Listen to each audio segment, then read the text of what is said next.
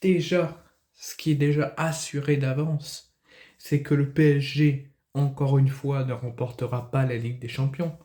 Rien n'est fait, rien n'est dit. Tout est possible dans le football, vous le savez tous. La logique n'existe pas dans le football. Le football nous rend des fois de grandes surprises, même de gigantesques surprises des fois.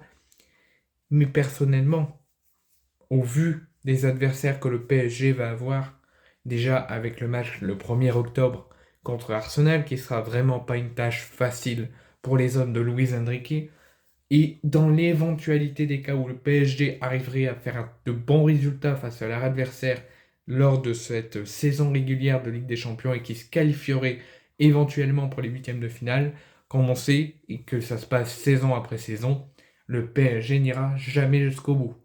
Une seule fois où ils ont été finalistes et ils ont perdu pendant la période du Covid face au Bayern Munich.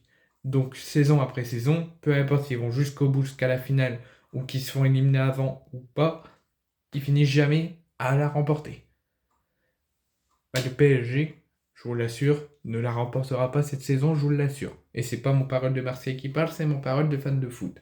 Mais aussi un petit peu ma parole de supporter de l'OM qui a envie de charrier un petit peu le PSG ce soir. Mais pourquoi? Pourquoi d'un seul coup je fais une vidéo et j'ai envie de charrier le PSG?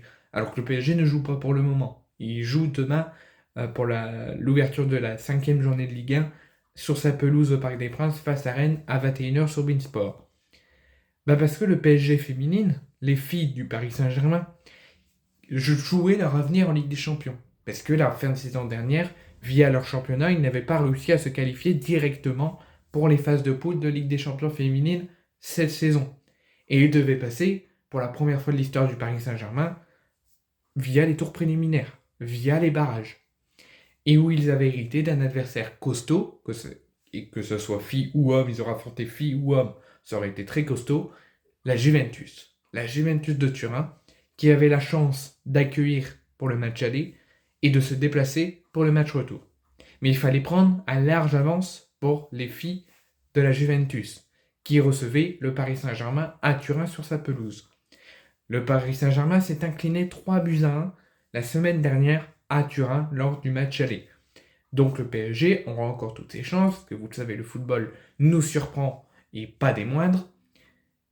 Ils n'ont que 2 buts d'écart. Il suffit que la Juventus perd le pied, perd de l'atmosphère que le PSG récupère avec l'appui de leurs supporters et l'appui du stade, et le PSG, s'il viendrait à éclater la Juventus 3-0, il serait qualifié pour les phases de poule. Et si il faisait avec l'option d'aller arracher les prolongations et d'aller gagner aux prolongations, il fallait que mettre 2 buts. Donc c'est largement faisable.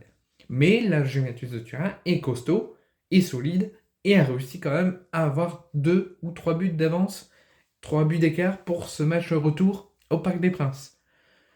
Et le PSG, qui a perdu 3-1 à Turin, les filles du Paris Saint-Germain qui ont perdu 3-1 à Turin la semaine dernière, recevait au Parc des Princes toujours les filles de la Juventus de Turin, ils se sont inclinés 2-1. Donc, au total, ça fait, si je calcule bien, si je suis un bon mathématicien, ça fait 5-2 à l'avantage de la Juventus sur le score cumulé des 2 rencontres.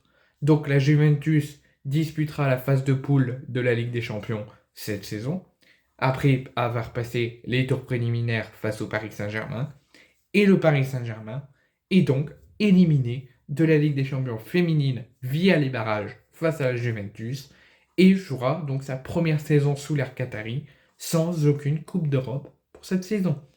Donc déjà alors qu'on sait très bien que chaque saison c'est pareil et que cette saison ça sera encore pareil pour les hommes de Luis Enrique, le PSG féminine pouvait avoir l'occasion de représenter la France, de représenter le Paris Saint-Germain qui est un club qui ne gagne jamais la Ligue des Champions, et c'est loupé.